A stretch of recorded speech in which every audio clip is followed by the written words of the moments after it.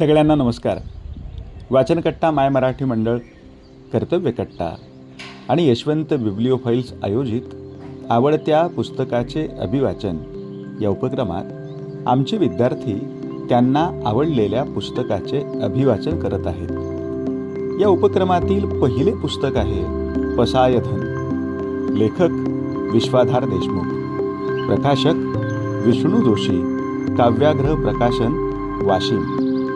पसायधन या पुस्तकाच्या अभिवाचनाचा आजचा हा पुढचा भाग. आपण याचेही स्वागत कराल अशी अपेक्षा आहे. धन्यवाद. नमस्कार. आज 13वा लेख, नारायण सुर्वेंचा मार्क्स बाबा. नेत्याचे निधन झाले की त्याच्यातले मानवीपण अडगळीत पडणे सुरू होते. नावाचा नुसता जप सुरू राहतो. मग त्याच्या विचारातून प्रतिष्ठाने जन्माला येतात आणि व्यक्तिमत्वाच्या उदात्तीकरणातून प्रेषितत्व. हळूहळू त्या नेत्याचे माणूस असणे साफ विस्मरणात जाऊन तसबिरी आणि पुतळ्यातून त्याची उत्तरक्रिया सुरू राहते.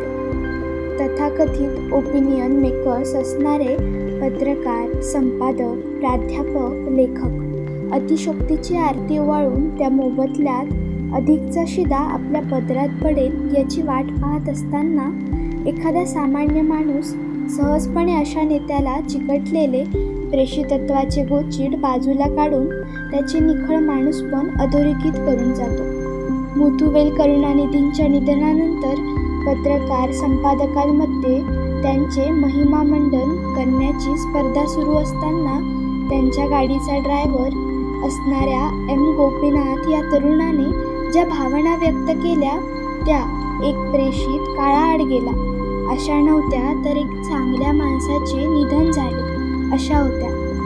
नाही, परमेश्वर प्रेषित वगैरे काही म्हणू नका. असली अवतारीकरणाची जून त्यांनी कधी पांघरली नाही. ते थलैवा म्हणजे सगळ्यांची कदर करणारे नेते होते. त्यांनी मला आणि माझ्यासारख्या कित्येकांना आपल्याच विस्तारित कुटुंबाचा घटक मानले.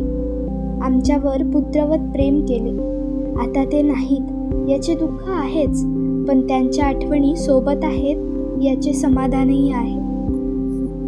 5 वेळा मुख्यमंत्री, 50 वर्षे एका राजकीय पक्षाचे अध्यक्ष, 13 वेळा आमदार, द्रविडी चळवळीचे अध्वर्यू, दीनदलितांचे मसीहा वगैरे वगैरे बरंच काही त्यांच्याविषयी छापून आलं.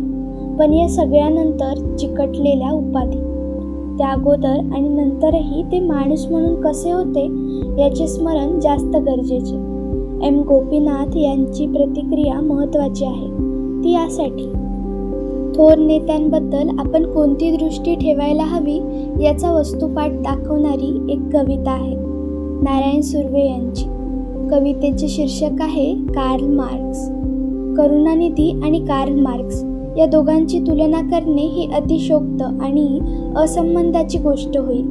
इथे ती करण्याचा कोणताही हेतू नाही, पण ठळकपणे जाणवणारे साम्य म्हणजे हे दोघे पक्के इहवादी होते आणि तरीही त्यांच्या निधनानंतर मात्र प्रेषित पुराणाची पारायणे सुरू राहिली. अशा वेळी नारायण सुर्वे या कवितेतून जे सांगू पाहतायत त्याचा रिलेव्हन्स खूप महत्त्वाचा आहे. जाहीरनामा या संग्रहातील त्यांची कविता अशी: माझ्या पहिल्या संपातच कार्ल मार्क्स असा भेटला. मिरवणुकीच्या मध्यभागी माझ्या खांद्यावर त्याचा बॅनर होता. जानकी अक्का म्हणाली, वळिखलंस याला? यो आमचा मार्क्स बाबा, जर्मनीत जन्मला.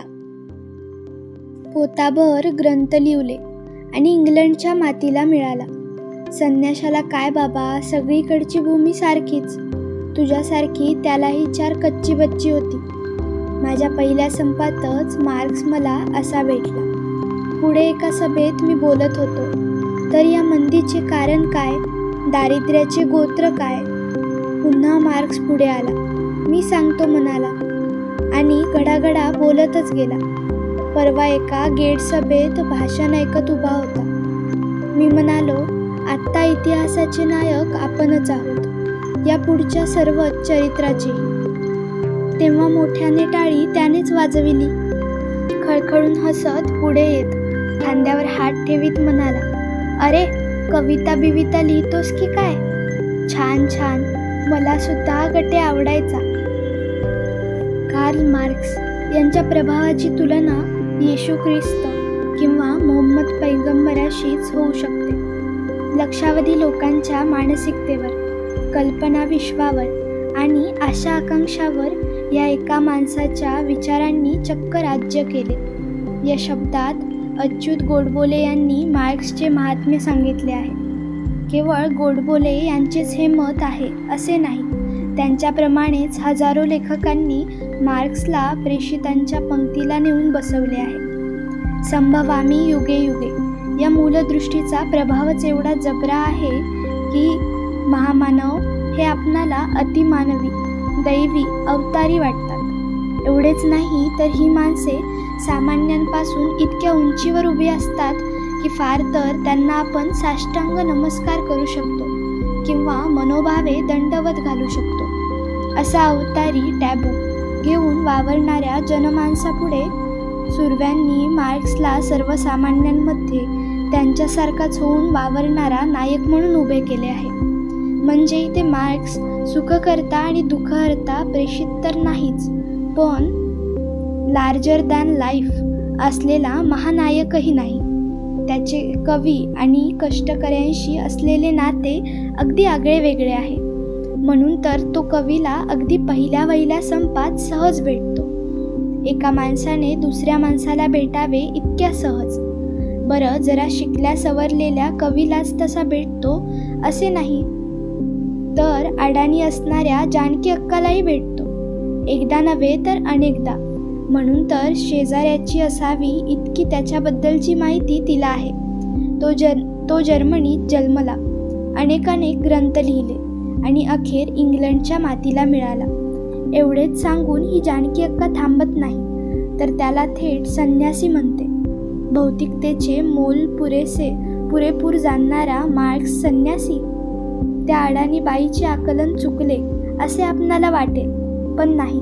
श्रमिकांना समृद्धीचा मार्ग दाखविणारा मार्क्स वृत्तीने विरक्त आणि परिस्थितीने हलाखीतच राहिला.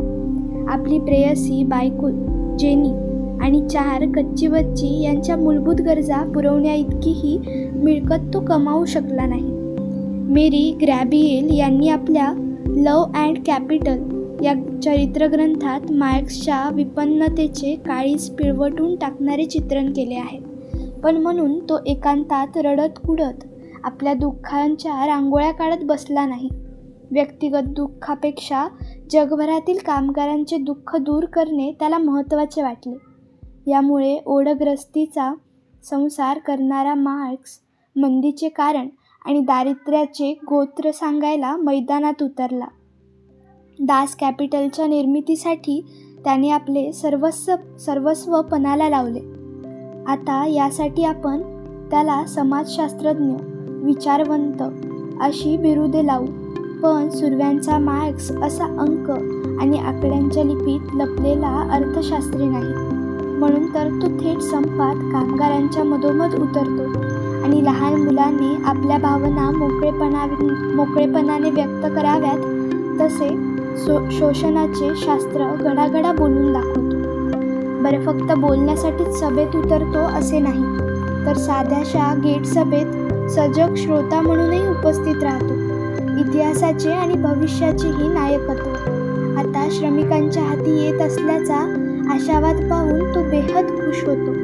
आपण 100